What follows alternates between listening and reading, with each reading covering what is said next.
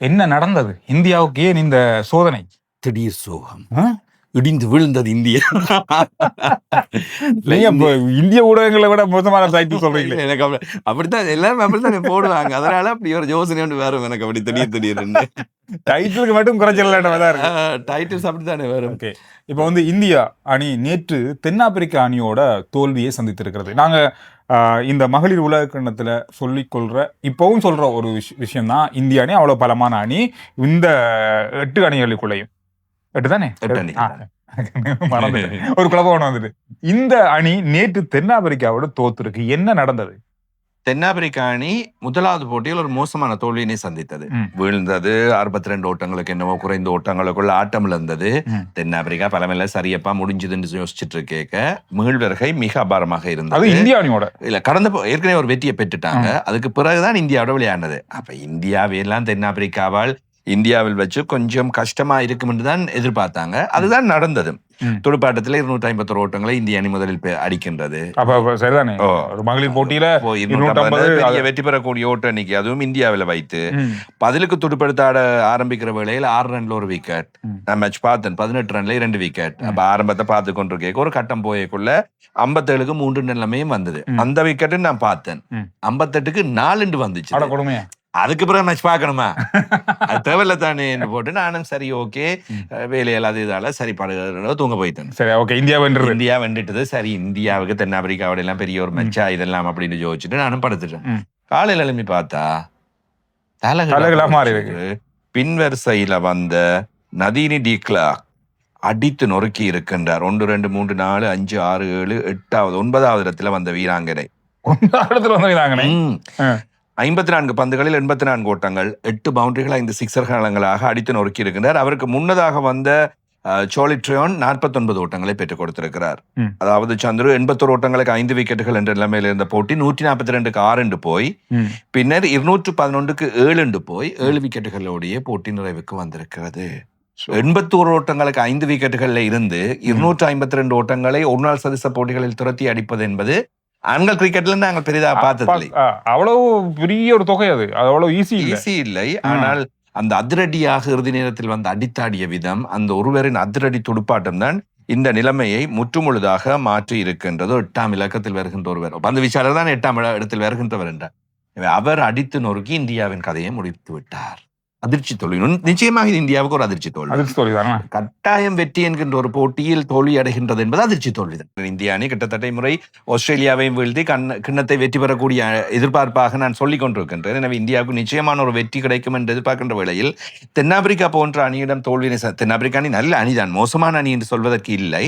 ஆனால் இந்தியாவோடு இந்திய ஆடுகளங்களில் வைத்து பார்க்கின்ற வேளையில் வெற்றி பெறலாம். இப்ப இந்த ஸ்கோரும் நடந்த விஷயங்களையும் பார்க்க தோல்வி என்பது சாத்தியமில்லை. இதுல சந்துரு பார்க்க வேண்டும் இந்திய அணியின் துடுப்பாட்டம்.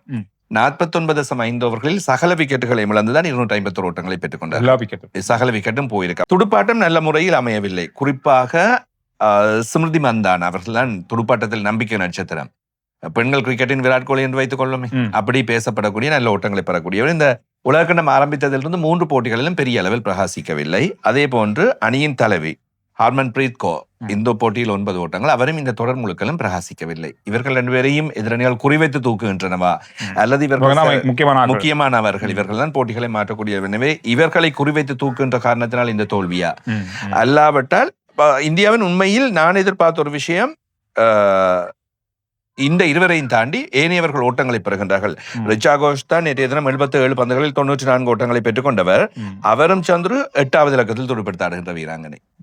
இந்தியா சார்பாகவும் 8ஆம் இலக்க துடுப்பாட்ட வீராங்கனை 94 ஓட்டங்கள், தென்னாப்பிரிக்கா அணி சார்பாக வெற்றியினை பெற்றுக் கொடுத்த வீராங்கனையும் 84 ஓட்டங்களை பெற்றிருக்கின்றார் 8ஆம் இலக்கத்தில். பாருங்கள், ஒரு கோஇன்சிடென்ட். எனவே அதை கொஞ்சம் இந்திய அணி திருத்திக் கொள்ள வேண்டும். அதே போன்று பந்து வீச்சில் திடீரென்று வீசிய பந்துகளை எல்லாம் போட்டு அடித்து நொறுக்கி விட்டாரா, உண்மையில் எனக்கும் போட்டியை பார்க்க கிடைக்கவில்லையே, கடைசி நேரத்தில் என்ன நடந்துன்றது கொஞ்சம் ஆதங்கமா போய்விட்டது. அதனால இப்ப இந்த உலகக்கிண்ணம், மகளிர் உலகக்கிண்ணம் கொஞ்சம் இப்ப இப்படியான போட்டியில் வரும்போது கொஞ்சம் பரபரப்பா விறுவிறுப்பா தெரிகின்றது.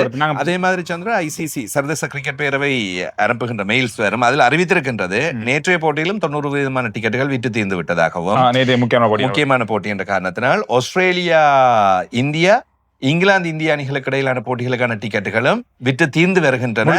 முடியுது, கிட்டத்தட்ட முடிகிற கட்டத்திற்கு வந்து விறுவிறுப்பு இந்தியாவில் இருக்கின்றது. குவஹாத்தியிலிருந்து விசாகப்பட்டினம், மும்பை போன்ற இடங்களுக்கு போட்டிகள் மாறி இருக்கின்றன. இதன் காரணமாக மகளிர் உலகக்கிண்ணம் இந்த நேற்று இந்தியாவின் தோல்வியின் காரணமாக விறுவிறுப்பு இன்னும் கொஞ்சம் அதிகரிக்கும் என்று நான் நம்புகின்றேன். புள்ளிப்பட்டியலை பொறுத்தவரையில் சந்திரோ, ஆஸ்திரேலிய அணி 3 போட்டிகளில் 5 புள்ளிகள். முதலாவது இடம். அவர்களுக்கு ஒரு போட்டி மழை காரணமாக இலங்கையோடு போனது. இருந்தும் முதலிடத்தை ஆஸ்திரேலியா பெற்றுக்கொண்டது. இங்கிலாந்து 2 போட்டிகளிலும் வெற்றிகள், 4 புள்ளிகள்.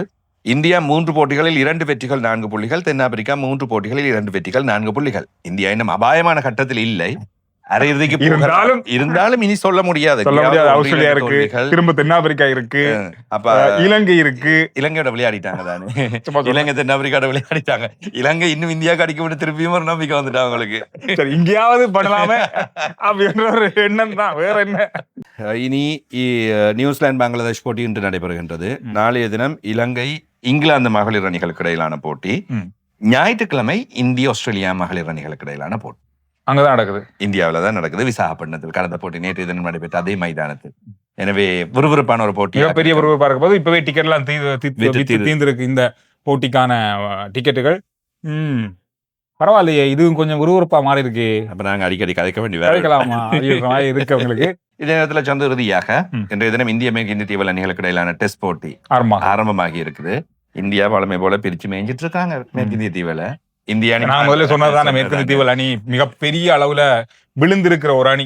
இனிதான் கொஞ்சம் கொஞ்சமா அவங்க மேல வரணும். பழைய வீரர்கள் மாற்றம் பெற்றிருக்காங்க, புதிய அணி ஒன்ற மேற்கிந்திய தீவுகள் உருவாக்கி இருக்காங்க. இப்ப இருக்கிற இந்தியாவுடைய பலமான அணியோட அவங்க மோதுறது அப்படின்றது சரி ஒரு அனுபவமா தான் இருக்க போது. இந்த போட்டியை வெற்றி கொள்ற நோக்கம் அவங்களுக்கு இருந்தாலும் மிக கடினம். இந்தியாவில் வைத்து வெற்றி பெறுவதனால இந்தியா மாற்றங்கள் இல்லை, அதே அணி அப்படியே விளையாடுகின்றது.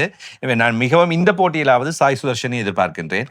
என்ன நடக்க போகின்றது என்பது போட்டி முடிவடைந்தது. நம்ம தமிழக வீரர்கள் அல்லது தமிழ் பேசுகிற வீரர்கள், அதே ஒன்று தமிழக வீரர், அடுத்தது இந்தியாவுக்கு ஏற்பட்டுள்ள அந்த 3வது இடம், விராட் கோலி விட்டு சென்ற அந்த 3வது இடம் பெரிய வேக்கன், அந்த இடத்தை யார் நிரப்ப போகின்றார்கள்? இந்த 2 தான். அது ஒரு தமிழ் பையனுக்கு கிடைத்திருக்கின்றது, கொஞ்சம் பெரிய சந்தோஷம். அதனாலதான் நான் அந்த எதிர்பார்ப்போடு காத்திருக்கேன். இலங்கை அணியில் நடந்தாலும் அதே மாதிரி உணர்வு தான் நமக்கு, இந்திய அணியில் நடந்தாலும் அதே தான். ஏன்னா தமிழ் வீரர்கள் அந்த போட்டிகளுக்குள்ள இருக்கும்போது நம்ம பார்க்கும்போது ஒரு ஓகே, அஸ்வின் இருக்கும்போது நமக்கு ஒரு உணர்வு இருந்துச்சு. அந்த மாதிரி ஒரு தமிழ் பையன், எங்கட பையன், அப்படி எங்கட சொந்தக்காரர் மாதிரி ஒரு ஃபீலிங் தான் நம்ம அந்த மாதிரி இருக்கு. எனவே இந்த மாதிரி விஷயங்களை நாங்க அடுத்தடுத்த வீடியோக்கள்லையும் பேசலாம். வேற ஏதாவது விஷயங்கள் பேசக்கூடிய மாதிரி நீங்க நினைக்கிறீங்களான்றத கருத்துக்கள்ல சொல்லுங்க.